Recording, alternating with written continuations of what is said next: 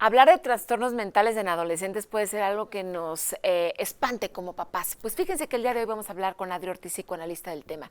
También vamos a hablar de enuresis infantil con el doctor Arturo Ramírez Muciño, urólogo. Y vamos a cerrar con Brian Santoscoy hablando de mujeres gamers. Soy Gina Ibarra y es momento de que hablemos de mamá a mamá y también a papá. Comenzamos.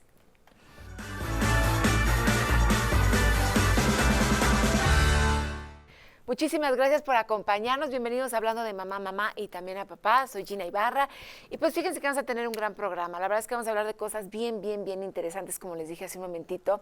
Y en este primer bloque les voy a presentar a mi queridísima Adri Ortiz, psicoanalista de la Sociedad Psicoanalítica de México. Te saludo con tanto gusto, mi Adri. ¿Cómo estás? Yo feliz de poder estar aquí contigo este día, Gina. Gracias.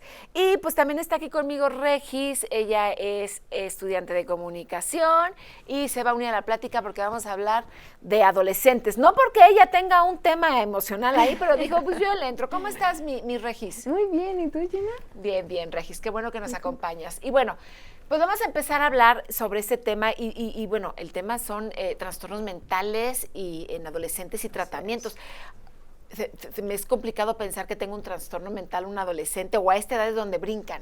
Fíjate que es bien importante eso porque justo a lo mejor de pronto no pensamos en cuáles son y que están ahí y nos hace falta nombrarlos, ¿no? Uh-huh. Porque tan solo la palabra trastorno mental, de pronto dices, ay yo no tengo, es algo muy malo, ¿no?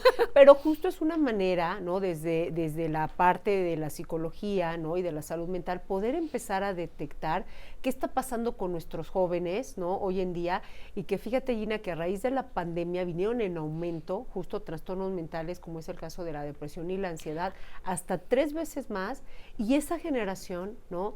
Tuvo que pasar muchas cosas porque estaban en este desafío de vida. Claro. Y aparte piensas en trastornos mentales, no sé, Regis, si tú piensas en trastornos, yo pensaría en bipolaridad o algo, pero la depresión y la ansiedad es un trastorno mental. Tú que estás jovencita y eres como que viviste todo este tema de pandemia en el tema escolar, ¿te ves relacionar a tus compañeros o tú misma con depresión y ansiedad? Claro, 100%, en pandemia más que nada, y también creo que está esta parte muy fuerte de el prejuicio que se le tiene, y me acuerdo de chiquita que era, vas a la psicóloga y no se lo cuentes a nadie porque van a pensar que estás loquito y mira que viene una generación más adelante a que nosotros era imposible ir a un psicólogo, Adri. Oye, pero me encanta cómo lo dices, porque fíjate que justo me ha tocado a mí en terapia, en consulta, que muchas veces, o sea, que hoy en día los adolescentes, los jóvenes universitarios están solicitando ir a terapia, o sea, que también están cambiando poco a poco estos estigmas y dicen, oye, yo quiero ir al psicólogo. Y antes me acuerdo que de pronto me decían, oye, Adriana, dile que va a ir contigo, pero no le digas. O sea, ¿eres psicóloga? O sea, como un poco así. Y hoy estas cuestiones lo están pidiendo.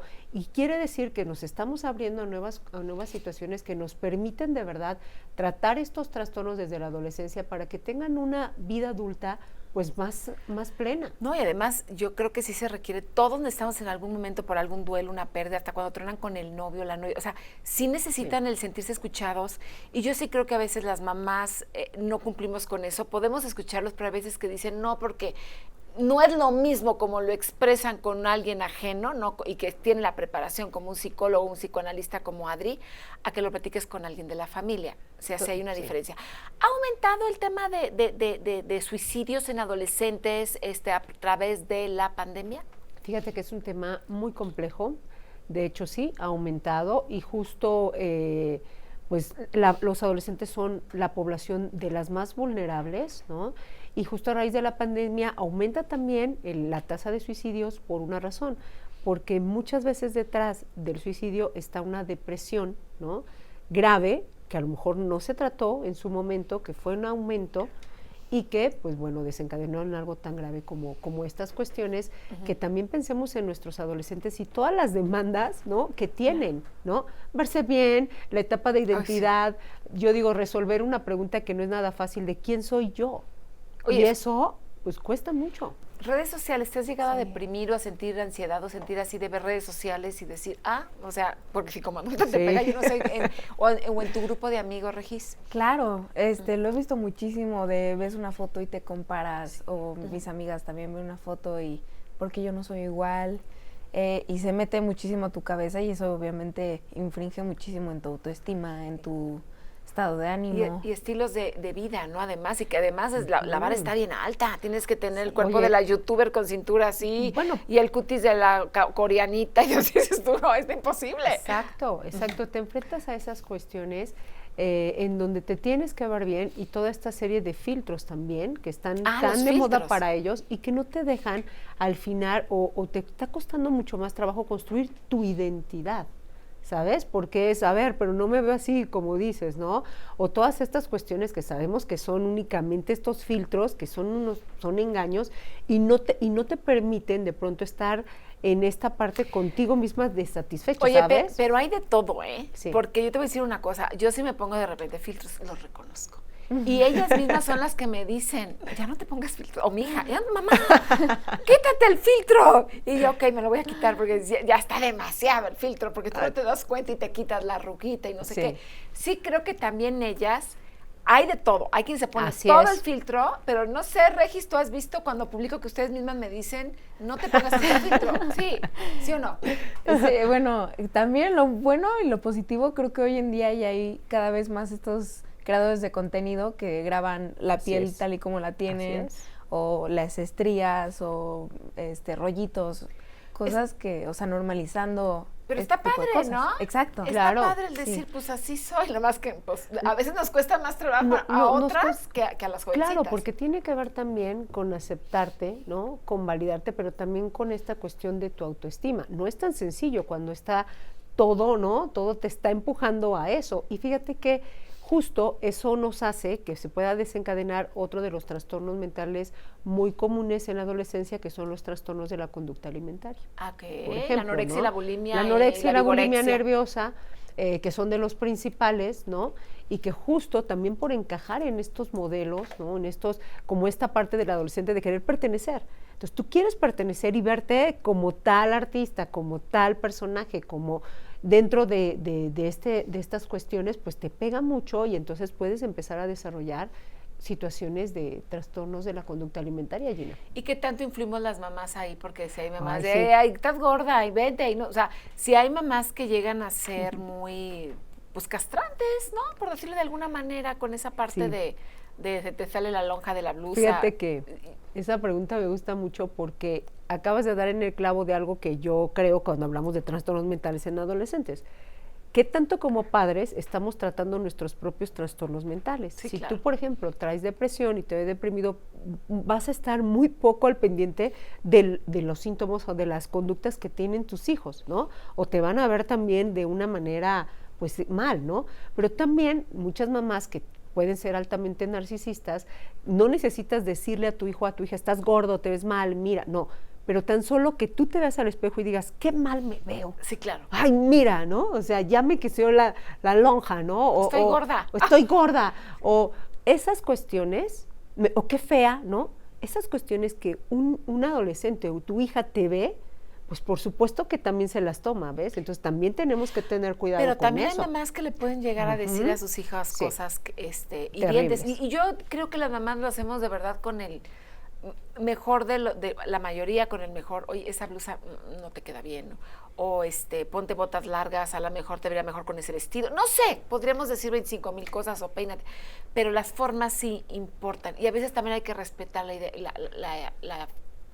pues la identidad de nuestros hijos o la personalidad. Sobre todo las cuestiones que tienen que ver con el perfeccionismo, ¿no? Sí. O sea, a lo mejor tú puedes dar una recomendación, ¿no? Una guía, como podemos hacer las mamás.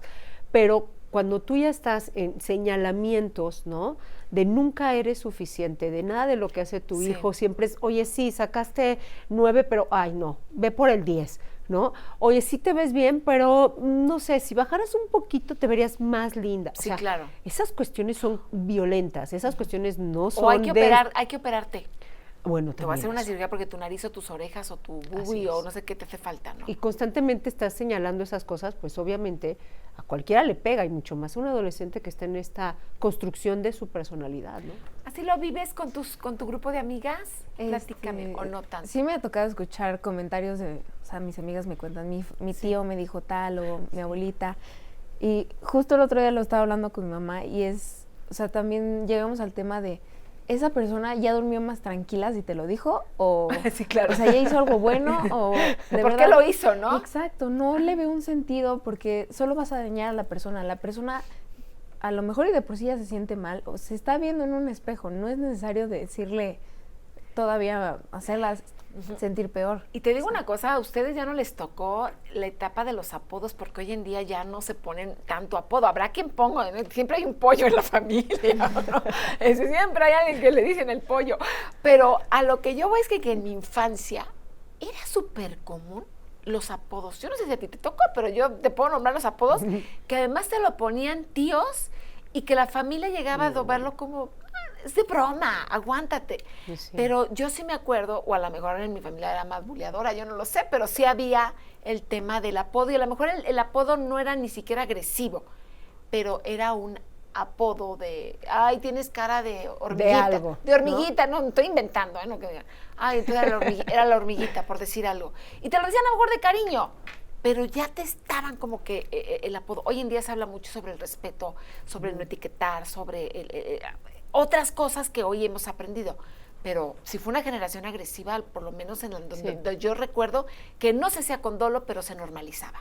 Sí, y que no estaba bien, ¿no? Porque al final de cuentas también, pues estás atacando alguna cuestión de la persona, Ya me están diciendo ¿no? aquí corte.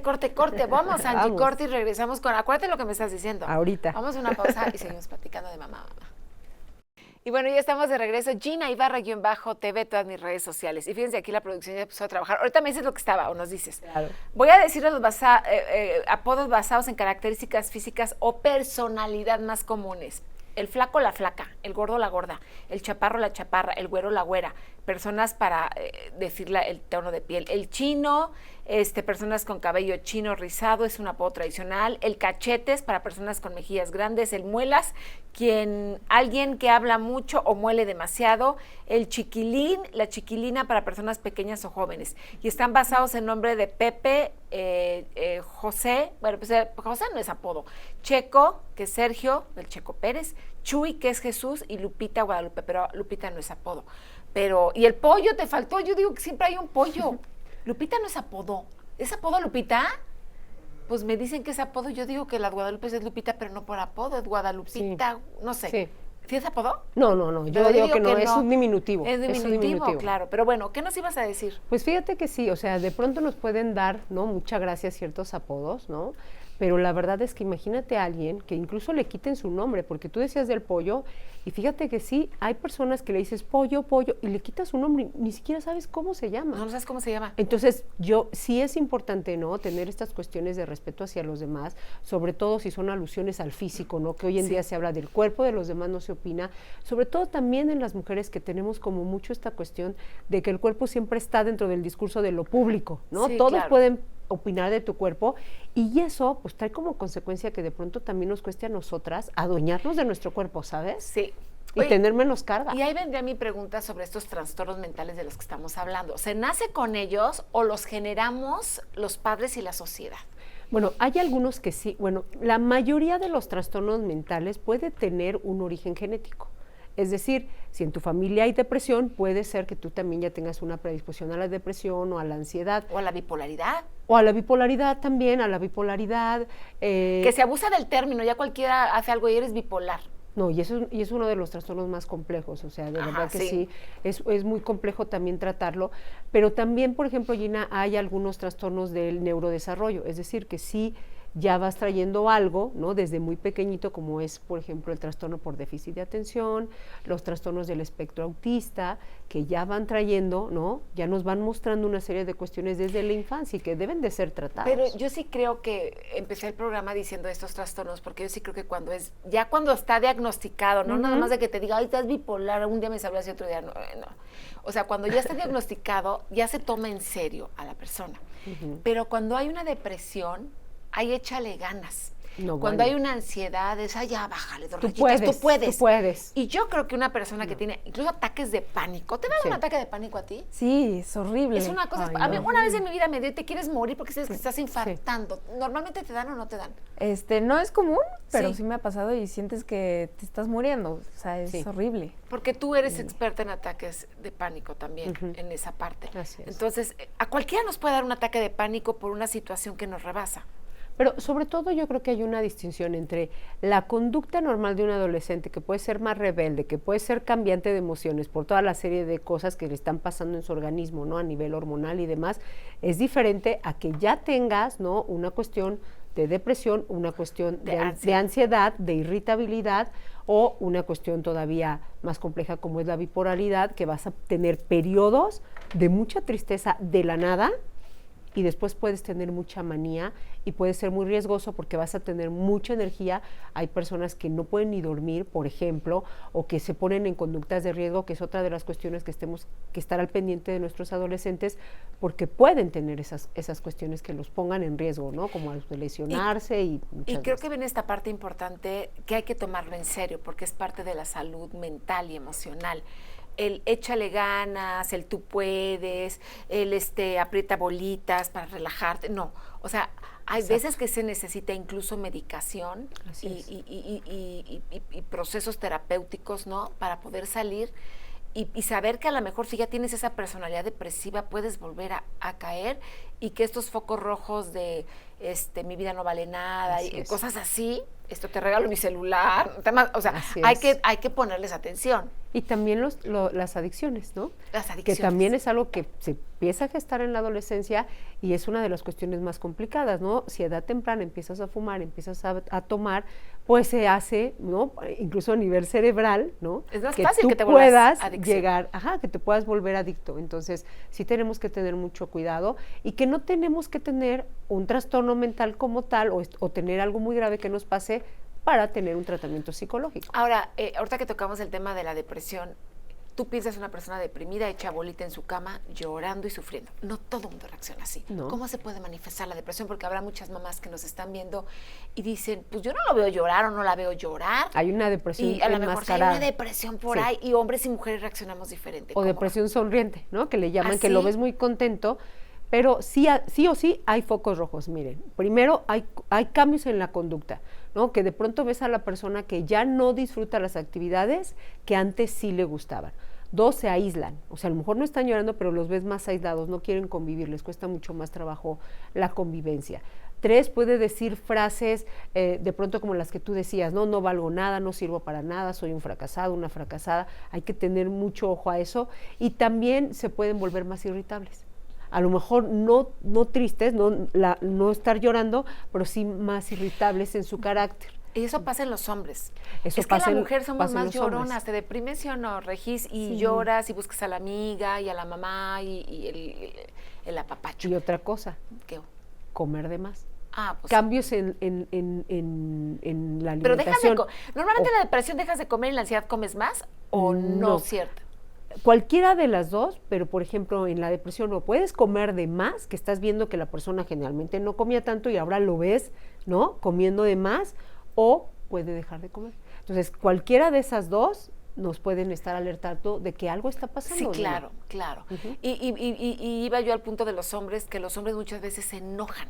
Y es que es un enojón. No, es que está deprimido y no sabe cómo canalizar las emociones. Porque también hablando de estos trastornos, creo que hay que hablar de la raíz. Los niños no lloran, las niñas bonitas no se enojan. O sea, todo Así viene es. a través de una enseñanza Así es. en la infancia. Y por eso los trastornos mentales pues abordan los aspectos bioquímicos, como los que hemos dicho que a lo mejor ya traigan los padres alguna cuestión genética por ahí, o algunas cuestiones de regulación, ¿no? Pero también están los factores sociales y dentro de la familia, ¿no? Como vas educando, las experiencias de vida, los eventos traumáticos que tuviste. Entonces sí son más complejos de lo que a veces pensamos, ¿no? Hay una diferencia entre cuando hay una razón por la depresión, de cómo se trata, a cuando simplemente se deprimen y dices tú, pero es que tienes todo en la vida, tienes salud, tienes una familia, ¿qué pasa? No lo sé. Sí. Estaríamos hablando ahí a lo mejor que es el médico psiquiatra, ¿no? El que puede ayudarlo porque a lo mejor no te pasa algo, pero tú te estás sintiendo muy mal y al final de cuentas puede haber una cuestión a nivel bioquímico de la captación de serotonina, que es lo que nos sirve para tener placer, ¿no?, en la vida, y que a lo mejor no esté por ahí, esté fallando. Entonces hay que llevarlos a una revisión para que podamos detectar qué está pasando a tiempo, ¿no? Uh-huh. ¿Tú, Regis, alguna depresión así fuerte que hayas tenido cuando terminaste con el novio? No, el deprimido feliz. Era él, dice, el otro es el que se deprimió, yo no. En mucha ansiedad, la verdad. ¿Ansiedad? Más, no tanto, pero ¿Sufres más de ansiedad? ¿Cómo se presenta la ansiedad en ti? Bueno, yo personalmente ataques de ansiedad, ataques de pánico, sobrepensar todo así. Pasa cualquier cosita y le sacas cuando ya no hay más. Siento que también es muy común, porque a mí me pasó, esto de, por lo mismo que nuestros papás están criados de tal manera, de ya pasó o vas a estar bien, nos pasa una sola vez y decimos, pero ya pasó. Entonces ya para qué lo tratas, para qué vas con un psicólogo. Está muy normalizado fue una temporalidad y ya no va a volver a pasar. Pero si no y se va quedando, yo creo, y se va acumulando, ¿no? Sería la parte. Una bombita de tiempo. Uh-huh. Sí, yo creo que también generacionalmente también es, y volvemos al tema de la pandemia que les causó, vivieron cosas que nunca pensamos vivir. A ver, ¿quién se imaginaba que íbamos a estar encerrados 2 años en una casa aterrados por un bicho? No, entonces, ellos lo vivieron, su cerebro estaba en desarrollo, obviamente, porque hasta los 26, más o menos, 25, cuando ya termina de desarrollarse al 100, ellos la vivieron de una manera a lo que lo vivimos nosotros como adultos. Entonces también oigo muchos que dicen, es que se cortó mi vida 2 años. No se cortó, pero así lo vivieron ustedes, y me imagino que muchos cayeron en cuadros depresivos y ansiedades. Claro, porque a muchos nos tocó en la fase en la que te queda mucho por hacer y estás estancado, o sea, nos estancamos mucho tiempo. Claro, y es algo que se debe de trabajar, sí o sí, a pesar de que ha pasado mucho tiempo, hay que seguirlo trabajando. ¿Dónde te encontramos, Adri? Claro que sí, me pueden encontrar tanto en Facebook como en Instagram como psicoanalista Adriana Ortiz, siempre a sus órdenes. Gracias, Adri. Gracias, Regis. Muchas gracias. Bueno, vamos a ir a una pausa comercial y regresamos para hablar de enuresis en pequeñitos niños que no logran dejar de hacerse pipí en la cama. Así que regresamos rapidísimo. Y bueno, ya estamos de regreso con ustedes. Recuerden, hablando de Mamá Radio, de lunes a viernes, de 12 a 1 de la tarde, por aquí Radio Fórmula, pero también entrando a la app de radioformula.com se escucha el programa padrísimo, hablando de mamá, muy bien. Y bueno, pues en este bloque me da mucho gusto presentarles a un súper médico. Él es el doctor Arturo Ramírez Muciño, él es urólogo, él está en el Hospital Médica Sur y hoy nos acompaña, cosa que me da pues un enorme gusto. Doc, ¿cómo estás? Muchas gracias, Gina. Muy bien, gracias por la invitación. Oye, con un temazo, vamos a hablar de la enuresis infantil, estos niños que se hacen pipí en la cama y muchas veces las mamás no sabemos cómo manejar la situación y creo que hay edades también. Entonces, primero explícanos qué es la enuresis y ya después. Sí, claro que sí. Yo creo que es un tema bastante interesante, bastante importante y a veces subestimado, y sobre todo las mamás o papás no saben qué hacer, ¿no?, cuando se presenta. Pues para empezar, la enuresis nocturna infantil se define como los escapes de orina de forma involuntaria durante el sueño, generalmente durante la noche, ¿no? Okay. Así es como se define. Debe cumplir ciertos criterios, porque pues no por una vez que le pase ya estamos hablando de un problema. Al menos 2 veces a la semana por un periodo mínimo de 3 meses. Entonces, ya desde ahí, desde la definición es importante, pues porque muchos papás o mamás dicen, chin, es que ¿será un problema? No es un problema. Pues si es algo esporádico o no cumple esta frecuencia, pues tal vez todavía no sea un problema, y ¿no? la edad también tiene que ver, ¿no? Exacto. ¿Y cuándo esa es la otra pregunta, ¿no? ¿Cuándo se considera que ya debería haber un control de esfínteres nocturno? A partir de los 5 años. Ok, después de los 5 años, si sucede 2 veces a la semana, podríamos, por 3 meses podríamos considerar que es enuresis. Exacto. Ahora, si hay una diferencia entre hombres y mujeres. Sí, también. Creo que las mujeres tienden a tener menos este tema de enuresis, porque yo he sabido de hombres que a los 14 años, 15 años llegan a tener el problema que no van a pijamadas, no van a campamentos, no van a nada, porque no pueden controlar esfínteres. Sí, exacto.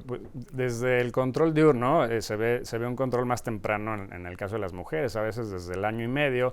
Lo normal es a partir de los 2 a 4 años, cuando ya debe haber un control diurno y después nocturno. En el caso de las niñas, en muchos casos lo hacen de forma simultánea, ¿no? Sí, claro.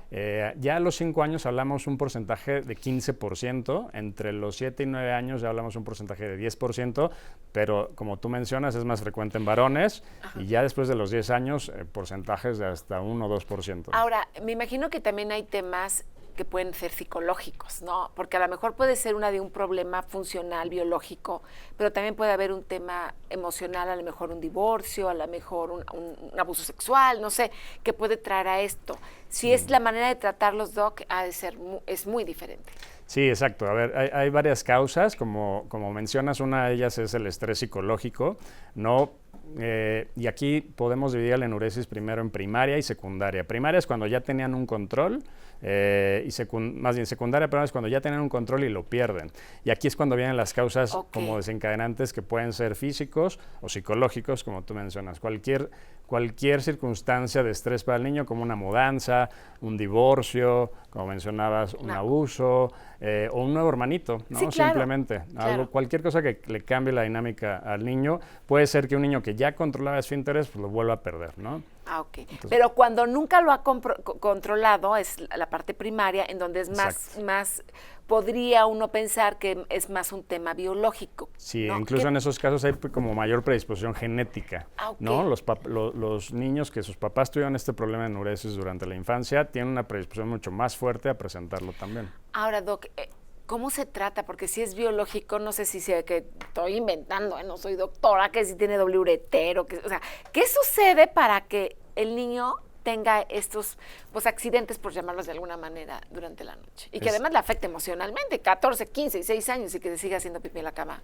Exacto. Lo primero es ver si es monosintomático. ¿Qué quiere decir esto? Si es el único síntoma. Ajá. O se acompaña de otros síntomas, ya sean nocturnos o diurnos, porque eso nos puede dar la pista a otras enfermedades. Por ejemplo, cuando hay molestias, dolor al orinar, fiebre, pues puede ser una infección. También es muy frecuentemente que se asocie a estreñimiento, ¿no? Entonces, antes de pensar en cosas como muy raras, como malformaciones congénitas, enfermedades neurológicas o hormonales, pues hay que ir por lo básico. Y muchas veces lo conductual, simplemente toman más agua durante la tarde-noche, no tienen un buen hábito miccional, es decir, no los acostumbran a ir al baño, en fin, hay como varias circunstancias, o malos hábitos del sueño, ¿no? Porque este problema se da dos causas, ¿no? Una, producción de mucha orina durante la noche, o un sueño muy profundo, ¿no? Y además una vejiga a lo mejor de baja capacidad. Ok, ese puede ser que de una vejiga más chiquita que no se desarrolle. Exacto. Puede ser. Ahora, también es traumático este tema de cómo manejarlo, porque yo sí sé de mamás que levantan al niño a las 2 de la mañana y al baño. No hay descanso ni para la mamá ni para los niños. Se ha de ser terrible que a las 2 de la mañana te lleven. No quiero hacer pipí, y pues te llevo. Y aún llevándolos, orinan. Pues para ellas hay una buena noticia, porque antes se tenía que hacer de esta forma, como con alarmas aleatorias, ¿no? Decir, a ver a qué hora se va a hacer, lo despierto para que haga. Lo ideal es, primero, que no tomen 2 horas antes de dormir ya líquidos. Después, que hagan una micción antes de acostarse, aunque no tengan tantas ganas. Y la buena noticia que les decía es que ahora hay alarmas de enuresis. Son unos dispositivos que detectan la humedad. Okay. Entonces, van a despertar al niño y a los papás. Claro, al principio el niño igual sigue sin despertar, pero después él empieza a entrenarse, ¿no? Y a darse cuenta de que se le está escapando y puede cortar el chorro de la orina y levantarse al baño, ¿no? Entonces, esa es la primera estrategia y es bastante efectiva. Tiene una efectividad hasta el 80%. Ok, y no hay vida para la familia. Pero bueno, pues sí. Ahora, ¿hay medicamentos también? Sí, ya cuando es un grado mayor. Ya cuando persiste después de cierta edad, sobre todo después de los 6, 7 años, hay medicamentos. Como te decía, uno de los problemas es que hay poliuria nocturna, es decir, orinan mucho en la noche. Entonces hay un medicamento que es una hormona que nos ayuda a disminuir la producción de orina nocturna, se llama desmopresina. Y hay otro medicamento que usamos ya en casos más complejos cuando tenemos una baja capacidad vesical, pues para intentar relajar la vejiga, digámoslo así, y aumentar su capacidad. Estos son un grupo de medicamentos, hay uno que se llama oxibutinina. Entonces hay varios medicamentos que utilizamos. ¿Pero no son de por vida? No son de por vida y no son, digamos, de primera línea. Primera línea es este dispositivo de detección y las medidas conductuales. ¿Cómo nos conducimos como mamás, no? Porque entra mucho la amenaza, la desesperación, el voy a colgar tus sábanas en la ventana, te voy a exponer, cochino, sucio, marrano. O sea, hay hasta mucha agresión porque no sabemos manejar. Eso no ayuda, ¿eh? No ayuda en lo más mínimo. Al contrario, creo que afecta más el problema. Sí, la cuestión es ayudar al niño y con medidas punitivas, pues lejos estamos de ello, ¿no? De lograrlo. Se le puede ayudar dándole primero un soporte, no haciéndolo sentir mal, humillado, ni mucho menos, y se le puede ayudar a darse cuenta del problema. Por ejemplo, hay estrategias psicoterapéuticas y demás cosas como hacer un calendario y ponerle un sol cuando no se orinó, una nube cuando se orinó, y entonces el niño también se da cuenta como, qué tan frecuente me está pasando, hacerlo consciente del problema, pero no de una forma punitiva, ¿no? Sino al contrario, que él sienta el apoyo de su familia. Que creo que puede haber una desesperación muy grande de decirle nomás es que ya le cambié el colchón y huele a orines y todos los días y va al baño y no le doy en la noche líquidos, porque a veces es que no te doy ni un líquido, muero de sed, no hay líquidos y te levanto en la madrugada y aún así te hace, o sea, también hay que ser empáticas con quien está sufriendo esto porque no es que lo haga a propósito, es que hay que ir con un urólogo, ¿no? Es el médico indicado y un psicólogo posiblemente si hay un tema emocional. O con los dos, puede ser integral. Sí, de hecho se puede relacionar a otros temas emocionales como el TDAH, ¿no? ¿sí? También tienen más frecuencia este problema. Entonces, sí hay que averiguar un poco más a fondo si este problema es persistente. Pero si es inicial a los 5 años, que es una etapa de transición y de madurez todavía de la vejiga y del sistema nervioso, no deberían preocuparse tanto. Medidas conductuales. A ver, si les preocupa mucho el colchón, pues un cubrecolchón, un pañal. Un pañal para adulto funciona. Un pañal para adulto, pues para no mojar el colchón. Pero no para que se lo ponga él, sino para poner. Exacto. Bueno, pero podría ser también ponerse, o no hay, o sea, ponerse un pañal para dormir. Se sugiere que en los niños todavía más pequeños, a 5 años, no se les quite aún el pañal para dormir. Pero a los 14 años ya no. Sí, a los 14 ya no, tendría pues que ser un pañal de adulto. Un pañal de adulto, yo creo que yo recurriría a eso. Exacto. Un pañal de adulto para que no mojes la cama y pues no sea tan además grotesco el decir, pues amanecí con las sábanas mojadas, ¿no? Exacto. Y porque esto tiene un impacto importantísimo en la autoestima del niño y después del adolescente. Entonces, sí es importante considerar el apoyo psicológico, ¿no? Sí, yo tenía una conocida hace muchos años que su hijo tenía, 14, 15 años y tenía el problema. Y me acuerdo que tenían un campamento y dice, es que no va a poder ir. Y él quiere ir y no va a poder ir porque le da vergüenza con los amigos y con justa razón que lo bullearan por esa razón. Y ya, después creo que tuvo un tratamiento y ya, hasta donde sea hoy, tiene 20 y tantos y ya no lo sigue haciendo. ¿Hasta dónde se puede crecer esto? Pues puede llegar incluso a la vida adulta, ¿no? ¿A la vida adulta? Sí, ya en adolescentes de mayor edad, pues hay otros medicamentos. Claro, se tiene que descartar muchas cosas, ¿no? Enfermedades como diabetes incluso. También. Entonces, una vez que se descarta todo, bueno, hay otros medicamentos que pueden ayudar a disminuir la enuresis incluso en adolescentes o en adultos. Ok, Doc, ¿dónde te encontramos? Estoy en Médica Sur, en la Torre 2, consultorio 625. Ok, un urólogo de verdad buenísimo. Él no es urólogo de niños, no es pediatra, es más bien atiendes a pacientes adultos, ¿verdad? Sí. Pero nos acompaña aquí en el programa para hablar de diferentes temas. Hoy le pedimos que hablara de enuresis infantil, pero si ustedes quieren checarse como papás todos los temas anuales que se deben de checar como próstata y eso, el doctor Arturo Ramírez Muciño es el indicado. Yo te agradezco, doctor, que nos hayas acompañado. Muchísimas gracias, Gina. Gracias, Doc. Bien. Vamos a ir a una pausa comercial y regresamos para hablar de videojuegos en mujeres, en mamás, con Brian Santoscoy. Así que no se vayan, soy Ginny Berra y estamos hablando de mamá a mamá. Entérate, cuáles sí, cuáles no, tiempos, horarios y clasificación de videojuegos con Brian Santoscoy. Y bueno, pues ya estamos aquí de regreso con ustedes y me da mucho gusto presentarles a mi siguiente invitado. Él tiene una sección con nosotros, nuestro queridísimo Pro Gamer aquí del programa, Brian Santoscoy, a quien saludo con mucho gusto. ¿Cómo estás, mi Brian? Querida Gina, bien. Ahora de este lado, me tocó estar de este lado y regularmente me siento extraño, sí, pero bienvenido. Y muy feliz de estar aquí contigo, y a mí como también, siempre. Porque vamos a hablar de un súper tema, vamos a hablar de mujeres gamers y fíjense que también tengo aquí a Majo Sandoval, ella es estudiante de la carrera de comunicación y me dice, pues es que yo sí me gusta jugar, le dije, pues vente a platicar con Brian, que también, ¿cómo estás, Majo? Muy bien, Gina, muchas gracias. Qué bueno que estés con nosotros, Majo. A ver, bien, pues platícanos, porque hablamos de mujeres gamers, de mamás gamers, y normalmente nuestra cabeza es, pues son los hombres los que están ahí jugando, pero no. Fíjate que es un dato bien interesante porque al final, como tú dices, siempre tenemos como esta tendencia de pensar, es que los chavos, los niños, los pro gamers solamente son hombres. Ajá. Y la realidad es que no, estamos hablando que en Latinoamérica el 46% de los videojugadores en total, que digo, son muchísimos, son mujeres. 46%. Es enorme, o sea, ya al rato vamos a rebasarlos. No, claro, y si te muestro, aquí estoy viendo el celular porque tengo la data, es 94% de ese 46, 94% son mujeres.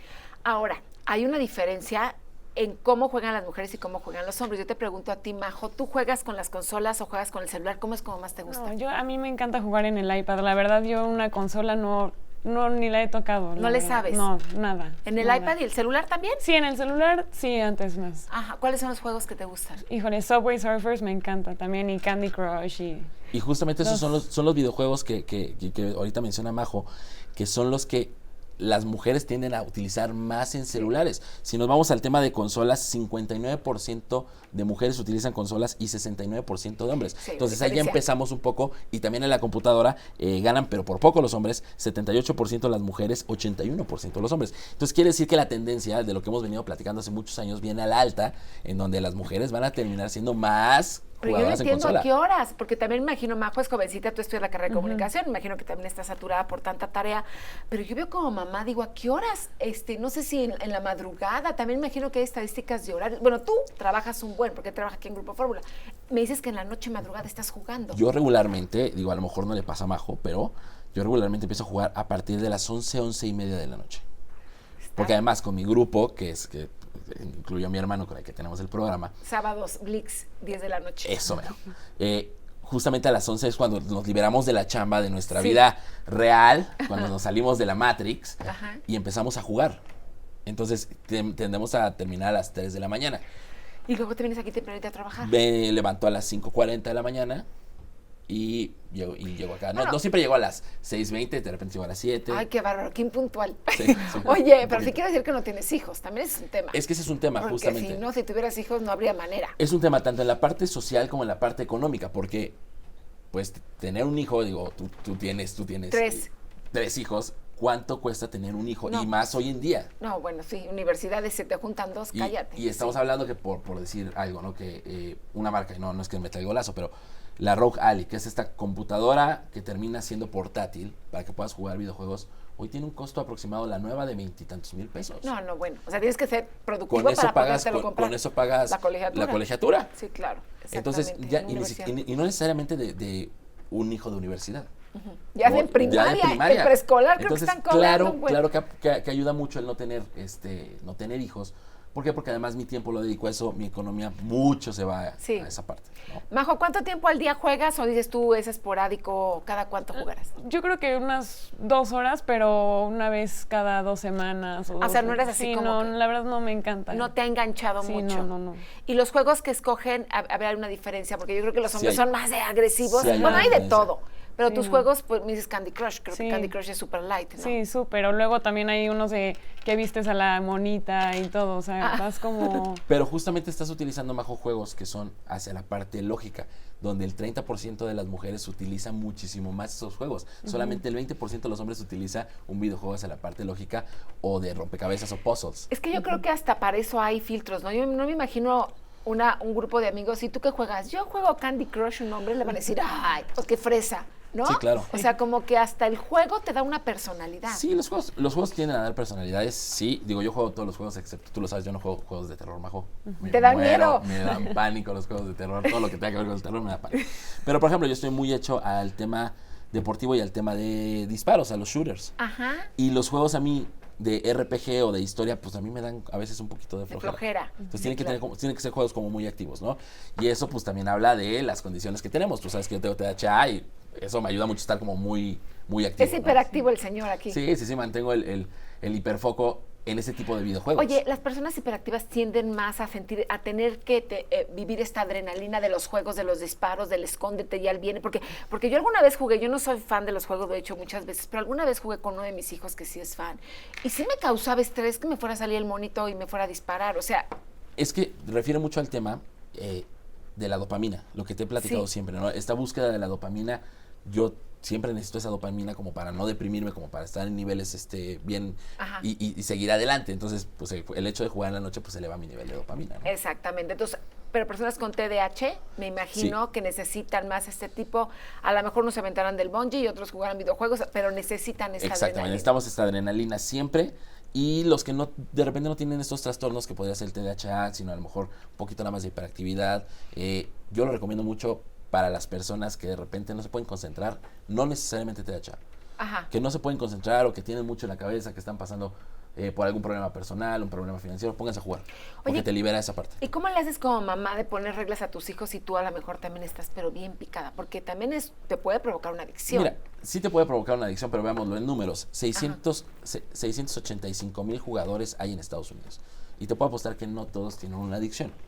No todos tienen una adicción porque al final de cuentas, pues hay reglas. A lo mejor Majo te pasaba a ti de chica. No puedes utilizar el celular. O hacías algo mal y te castigaban el celular. Sí, era una cosa horrible y te ponías a buscar el iPad o el celular o lo que sea. O lo escondías Claro. en la noche Sí, a ver sí, qué A ver, sí. qué, a ver qué lo instalo y Sí. no tengo la clave para poder bajar el videojuego de la tienda. O sea, si nosotros empezamos a poner este tipo de reglas, es donde nosotros podemos realmente utilizar los videojuegos como herramientas para enseñanza. Sí, claro. Y de acuerdo a edades, porque también así como en las películas hay clasificación A, B, C y D, igual en los videojuegos hay clasificaciones. Sí, claro. O sea, por ejemplo, no sé si a ti en tu caso, por ejemplo, Majo, cuando eras más chiquita no te dejaban ver ciertas películas, no te Sí, dejaban no. jugar algunos videojuegos. Lo tenía prohibido, muchas cosas, y más los videojuegos. Es que es eso. Sí. Y eso habla de una buena educación en el tema de entretenimiento digital que a veces se pierde en estas últimas épocas. No quiero sonar como viejito, ¿no? Pero se ha perdido. Pues ya Sí. casi. Pues un Sí. poco. Oye, te voy a decir una cosa, pero es que cuando mamá no le entiendes, porque mis hijos hablaban, no me acuerdo cómo era un juego que es más violento y me lo pedían. Y yo nada más oía, no, ese juego no porque es muy violento. Y decía, no, pero no porque yo lo jugara, sino porque pues escuchaba ahí, no me acuerdo cuál era el juego, que es muy famoso. Call of Duty, Call of Duty creo que era ese. mi juego favorito. Pero creo que sí es violento, ¿no? No, a ver. O bueno, hay una edad, no sé qué edad sea, pero sí creo que en el Call of Duty, que además Para la historia del Call of Duty es PG-16 16 para arriba. para arriba. Ok. O sea, ya desde ahí entonces estamos hablando de una madurez diferente a Sí, claro. a un Porque niño, matan ¿no? lo que hacen en el Call of Duty. Que fue Lo que súper pasa es, hay dos formas de jugar Call of Duty, es la parte de la historia, que es seguir una historia de unos militares, ir haciendo misiones, Que eso está padre. mezclan hasta historia. Estrategias. Exactamente. Y la otra es jugar en línea, los famosos Battle Royale, que ahora pues juegas con todo el mundo. Entonces ahí sí es como un poco, es más competitivo. Son juegos, yo no lo diría agresivos, sino competitivos. Ok. Pero sí hay que tener en cuenta que al final, como todo, los excesos son malos. Esa es una de las razones por las que México, Brasil, Argentina son de las zonas más estudiadas para el tema de videojuegos. Ok.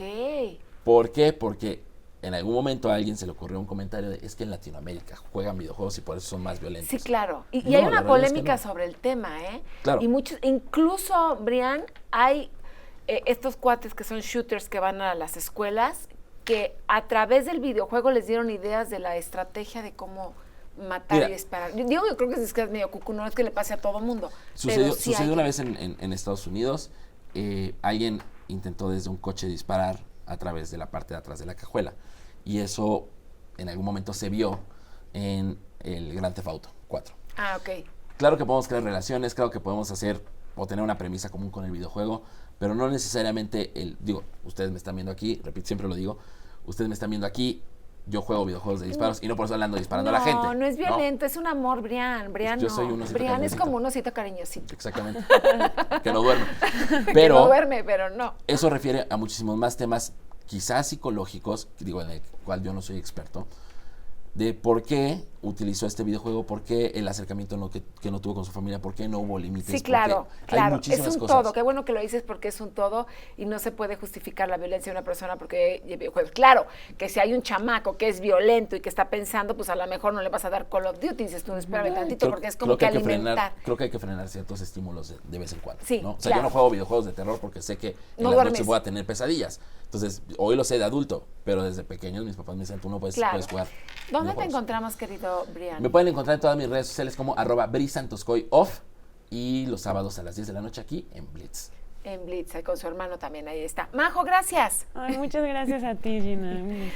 Bueno, pues ya nos vamos. Yo soy Gina Ibarra. Cuídense mucho. Gracias, Angie, la productora, a Regis, Jime y Marianita en la producción, también asistentes. En el staff, Quique e Isma, Claudia, Octavio, Ariana y Gaby, cámaras, Vianey, Cristian y Tristán, Máster Juan y Alex y Miguel Santeliz es nuestro editor. Cuídense mucho, Dios con nosotros. Se quedan con mi querida Flor Rubio y su fórmula espectacular. Bye bye, besos.